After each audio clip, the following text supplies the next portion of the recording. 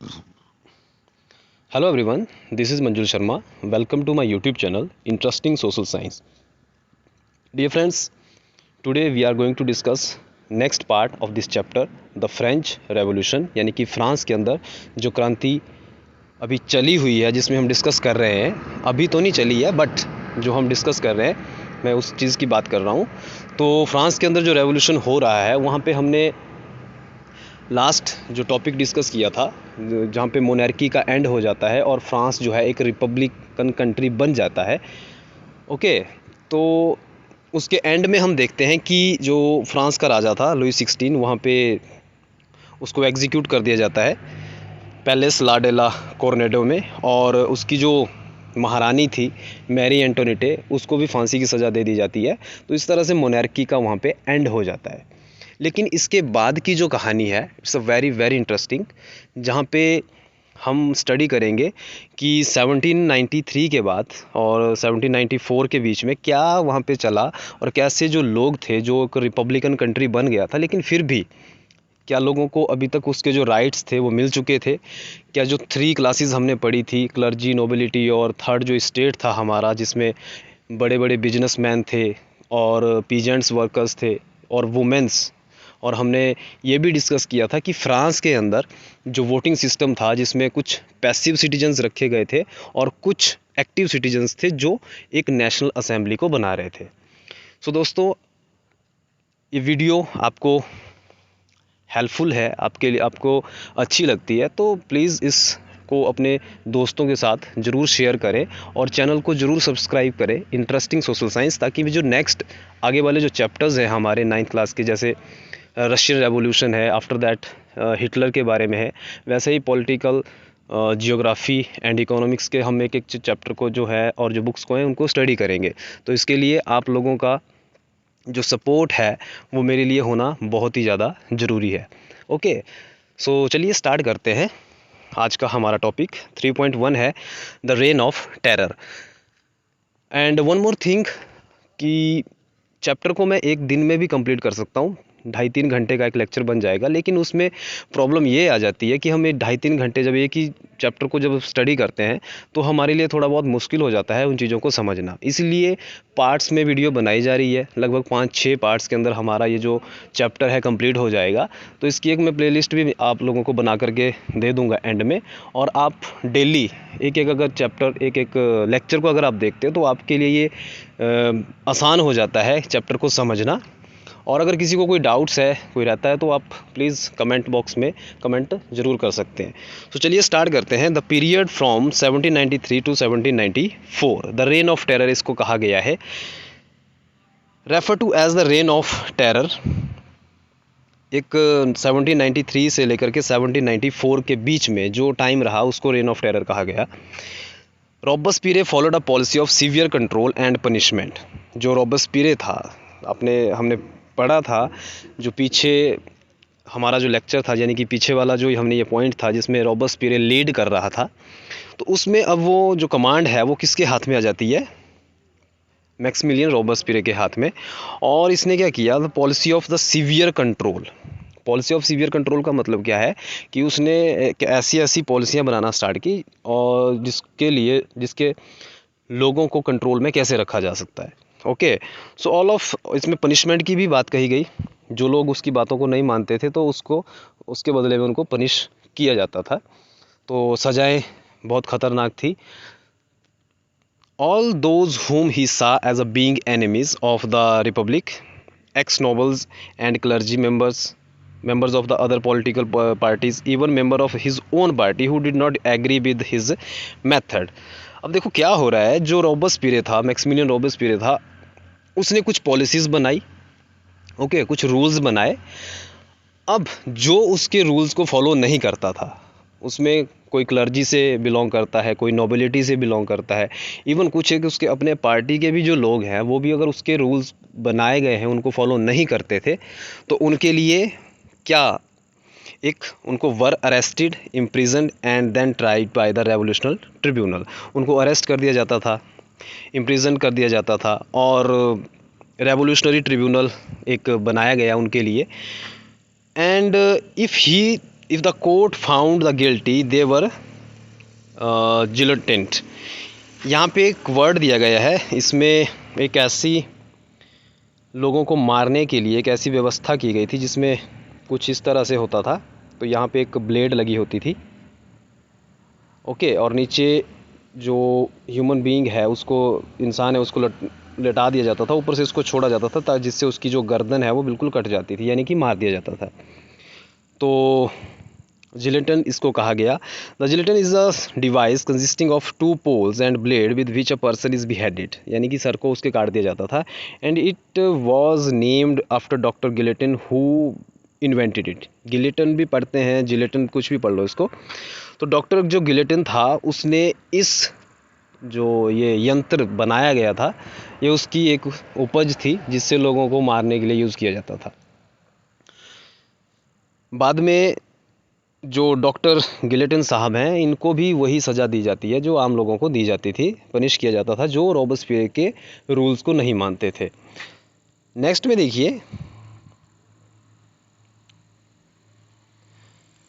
Robespierre government issues laws placing a maximum ceiling on wages and prices. अब देखो, Robespierre ने जो government जो चला रहा था उसने कुछ रूल्स फिक्स कर दिए, यानी कि वेजेस, कुछ रूल्स ऐसे बनाए जहाँ पे जो लोग थे उनके जो वेजेस और प्राइजेस थे उसको फिक्स कर दिया गया, यानी कि जो भी उनको तनख्वाह मिलती थी या सैलरी मिलती थी वो फिक्स थे। And meet and bread were रेशनड।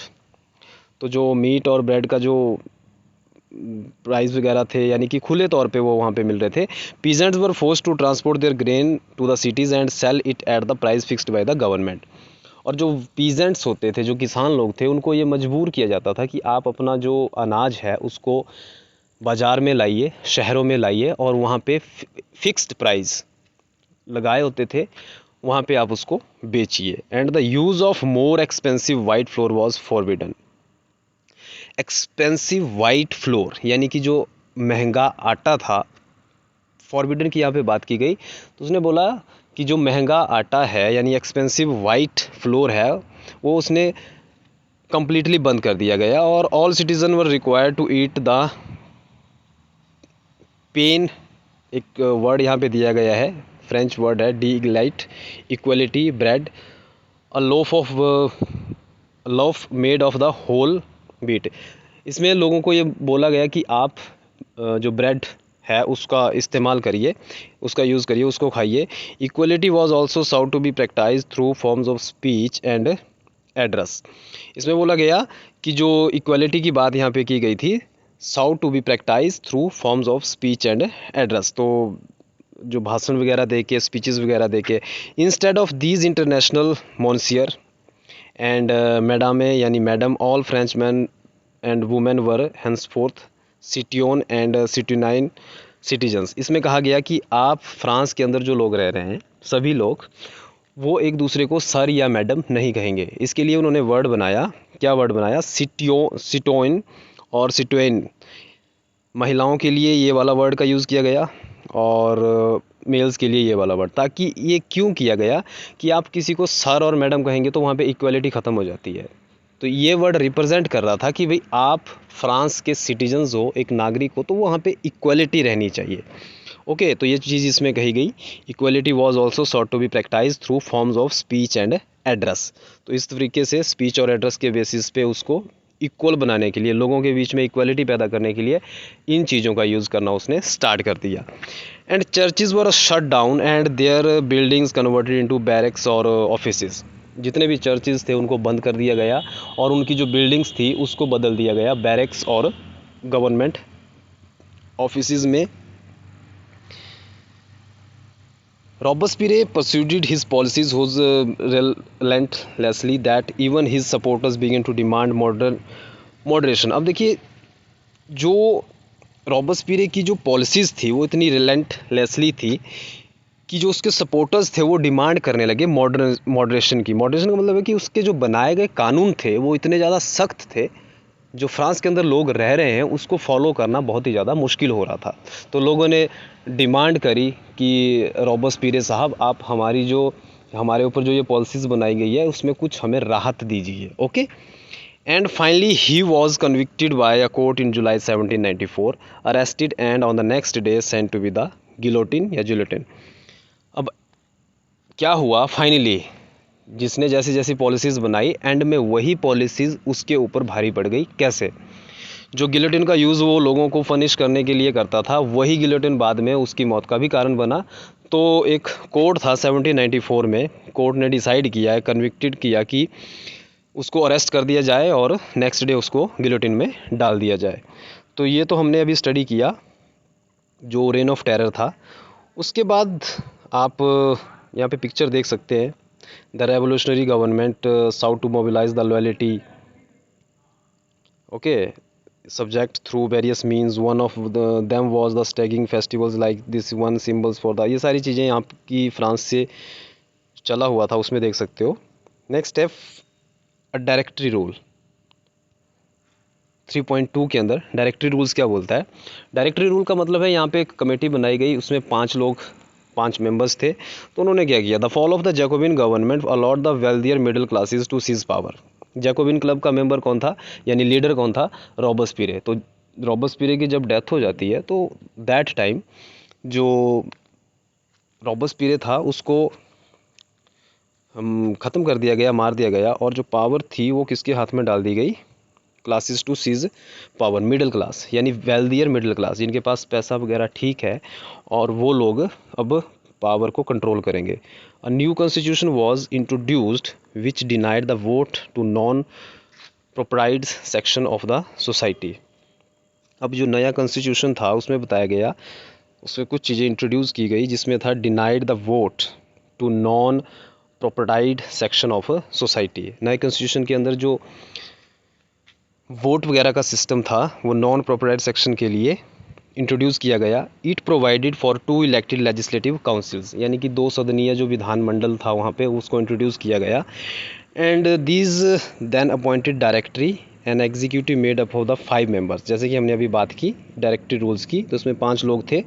And this was meant as a safeguard against the concentration of power in one man executive under the Jacobins. तो ये किस लिए किया गया, ताकि जो पावर्स है वो किसी एक के हाथ में ना रहे, क्योंकि फ्रांस के अंदर जो लड़ाई चली हुई थी वो एक राजा की वजह से चली थी, क्योंकि वहाँ पे जो पावर्स थी वो किसी एक पर्सन के हाथ में थी। इसीलिए इसमें ये कहा गया, these then appointed a directory and executive made up for 5 members. This was meant as a safeguard against the concentration of power in one man executive as under the Jacobins. However, the director often clashed with the legislative councils. अब देखो जो directors थे और जो legislative council के अंदर members जो वगैरह थे, जो लोग थे, आपस में क्लैश कर रहे थे, इनकी जो विचारधारा थी आपस में मिल नहीं रही थी। And who then sought to dismiss them, और कुछ इसमें बोल रहे थे कि इसको ख़त्म कर दिया जाए। The political instability of the Directory paved the way for rise of military dictator Napoleon Bonaparte. अब फिर से फ्रांस के अंदर जो रिपब्लिक की बात कही गई, डायरेक्टरी रूल्स की बात कही, तो एंड में जो पावर फिर से किसके हाथ में आ गई? मिलिट्री डिक्टेटर, और उसका नाम था नेपोलियन बोनापार्ट। पावर अब किसके हाथ में आ गई है? नेपोलियन बोनापार्ट के। अब आगे देखो क्या होता है। Through all these changes in the form of government, the ideals of freedom, equality before the law and fraternity remained inspiring ideals and motivated political movements in France and the rest of Europe during the following centuries. देखो क्या हुआ, तो जितने भी changes Europe के अंदर हुए, through all this changes in the form of government, okay, the ideals of freedom, equality before the law and fraternity remained inspiring ideals that motivated political movements. Okay, इन चीज़ों की डिमांड के लिए जो political राजनीतिक आंदोलन किए गए in France and the rest of Europe during the following centuries. तो इस दौरान ये सारी चीज़ें चलती रही। नेक्स्ट की अगर हम बात करें, did women have a revolution. अब देखिए हमने गवर्नमेंट की बात कर ली, सिटीजन्स जो मेल है उनके बारे में बात कर ली, मोनार्की से रिपब्लिकन में आया, फिर बोनापार्ट, नेपोलियन बोनापार्ट के हाथ में कमांड आ गई। तो इन सारे चीज़ों के बीच में जो वुमेन्स थी उनकी कंडीशन क्या थी, क्या उन्होंने भी रेवोल्यूशन में पार्ट लिया? तो इस पॉइंट को हम अभी समझते हैं। From the beginning, women were active participants in the events which brought about so many important changes in French society. अगर हम वुमेन्स की बात करें तो ये स्टार्टिंग से ही रेवोल्यूशन का एक पार्ट रही है, एक हिस्सा रही है कहीं ना कहीं. अगर वो सामने जाकर नहीं लड़ी तो कहीं ना कहीं उन्होंने रेवोल्यूशन के पीछे रह करके लड़ाई लड़ी, डायरेक्टली या indirectly. They hope that their movement would pressurise the revolutionary government to introduce measure to improve their lives. तो क्योंकि वो इस उम्मीद में थी कि वो रेवोल्यूशन करेगी तो जो रेवोल्यूशनरीज हैं उनको प्रेशराइज करके जो वुमेन है, गवर्नमेंट है यानी रेवोल्यूशनरी गवर्नमेंट है, वो इंट्रोड्यूस करेगी उनके लिए कुछ rules, introduce measure to improve their lives, ताकि उनकी जो लाइफ की कंडीशन है वो अच्छी हो सके. क्योंकि हमने पढ़ा था कि वुमेन्स को अभी तक राइट टू वोट वहाँ पे नहीं मिला था. Okay, they worked as a most women of third estate had to work for living. और बहुत सी ऐसी वुमेन्स थी फ्रांस के अंदर जो मतलब काम करती थी, had work for a living. Okay, they worked as a seamstresses, laundries, sold flowers, fruits, vegetables, etc. Market were employed as the domestic servants, houses of the prosperous people. तो सब्जी बेचना, जो अमीर लोग हैं उनके घरों में काम करना, कपड़े वगैरह का, तो ये सारी चीज़ें कौन कर रहा था? Women's. Most women's did not have access to education और जॉब ट्रेनिंग. बहुत सी ऐसी वुमेन्स थी जिनके पास ना ही एजुकेशन थी और ना ही कोई जॉब ट्रेनिंग थी. And only daughters of the nobles or wealthier family of the third estate could study at a convent, after which their families arranged marriage for them. देखो, वही लड़कियां यानी वो ओनली डॉटर्स ऑफ नोबल्स और the wealthier member, यानी कि जो अमीर घर की लड़कियां थी उनको ही एजुकेशन का अधिकार था, एजुकेशन ले सकती थी. And after which their families arranged a marriage for them. तो बाद में उनकी जो मैरिज है वो घर वाले ही करते थे. Working women had also to care for their families, that is cook, fetch water, queue up for the bread and look after the children. तो सारे काम उन्हीं के थे, आज भी वैसे ही है. अगर हम अपनी सोसाइटी के अंदर देखें तो खाना पकाना, ओके, बच्चों का जो काम वगैरह है, ओके, अपनी फैमिली की देखभाल करना, ये सारा काम आज भी हमारी सोसाइटी के अंदर वुमेन्स का ही समझा जाता है. ओके, तो वैसे नहीं होना चाहिए, इक्वल्स हैं सभी. Their wages were lower than those of men. और उनको जो वेजेस मिलते थे यानी कि पैसे, मान के चलो कि कोई काम कर रहा है, ओके, एक जगह पे जहाँ पे मैन है वो काम कर रहा है, उसको अगर पर डे के हिसाब से देखा जाए तो उसको 500 रुपीज़ मिल रहे हैं. ओके, तो वही काम अगर वुमेन भी कर रही है तो उसको 300 रुपीज़ मिल रहे हैं. तो कहीं ना कहीं जो वेजेस थे वो इक्वल नहीं थे as compare to the men. In order to discuss and voice their interest, women started their own political clubs and newspaper. अब ये सारी चीज़ें देख करके वुमेन्स थक गई कि भाई ऐसे तो काम चलने नहीं वाला, तो उन्होंने क्या किया, अपने न्यूज़पेपर और अपने क्लब्स बनाना स्टार्ट किए. About 60 women's clubs came up in a different French cities. लगभग 60 के करीब उन्होंने क्लब्स बनाए फ्रांस के अंदर, शहरों के अंदर. The society of revolutionary and republican women was most famous of them. तो इसमें the society of revolutionary and republican women ये सबसे ज़्यादा यहाँ पे फेमस थी. And one of their main demands was that women enjoy the same political right as a men. तो उनकी एक ही डिमांड थी. फ्रांस की बात कर लो, इंडिया की बात कर लो या कहीं और की बात कर लो, तो किसी भी कंट्री की अगर हम देखेंगे तो पहले का जो टाइम था, यानी कि जैसे हमारी 15, 16, 17, 18, 19 सेंचुरी के बीच वाला जो टाइम रहा है, टाइम पीरियड रहा है, तो इसमें कुछ कंट्रीज़ के अंदर या मैक्सिमम कंट्रीज़ के अंदर क्या हो रहा था, बदलाव चले हुए थे. तो कहीं ना कहीं जैसे मैंस को राइट मिल रहे थे, लेकिन सबके बीच में जो वुमेन्स के राइट्स थे उनके ऊपर किसी का भी ध्यान नहीं दिया जाता था. तो इसीलिए उन्होंने डिमांड्स रखी कि भी पॉलिटिकल राइट्स अगर मैन को है, मेल्स को है, तो फीमेल्स को भी होना चाहिए.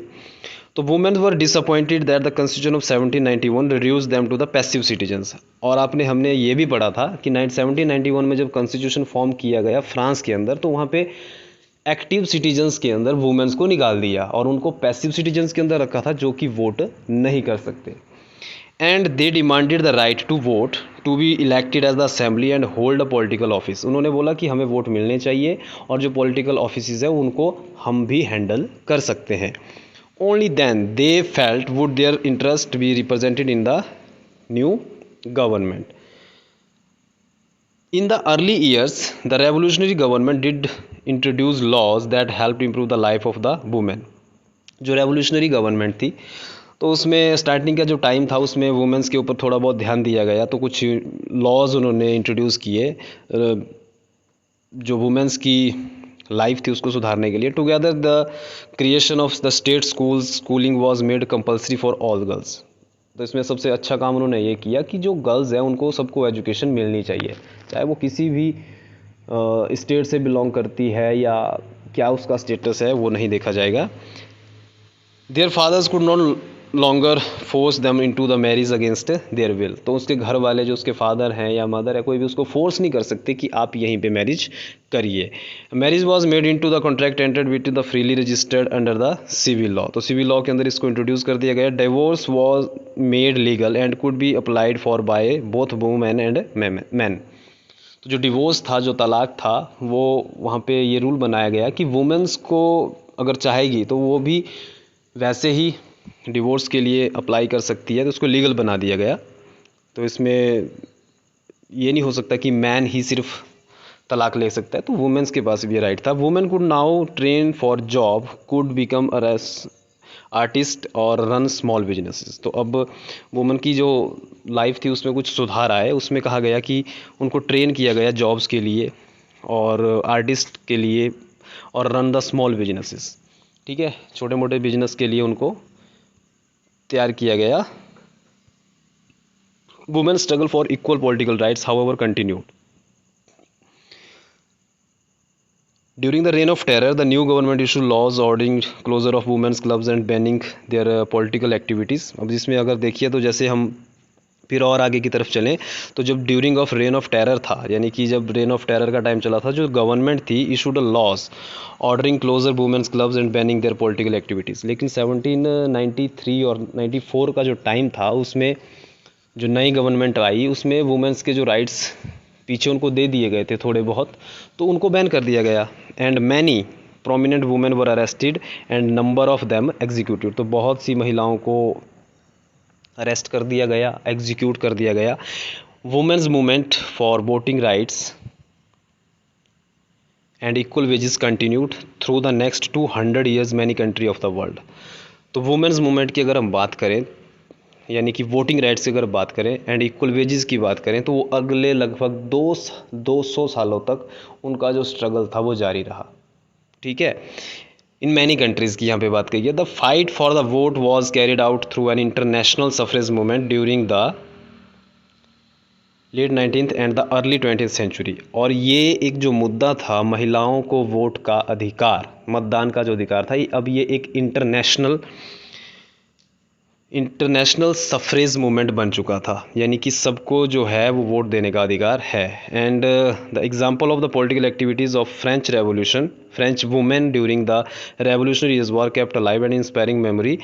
It finally 1946 that women in France won the right to vote. तो सोचो उनको 50 साल और लग गए, 150 ईयर्स, लगभग 200 साल और लग गए उनको वोट का अधिकार लेने के लिए. तो ये एक वुमेन की कंडीशन थी जो फ्रांस के अंदर चल रही थी.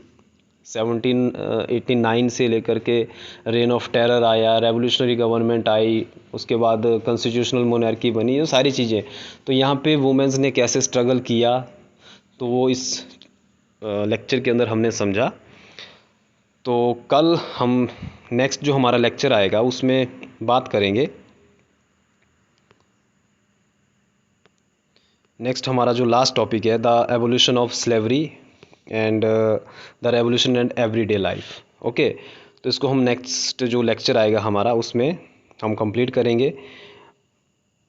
बाकी यहाँ पे आप पिक्चर्स जो है वो देख सकते हैं, जैसे कि women queuing up at the bakery, कैसे वो लाइनों में खड़ी हुई है.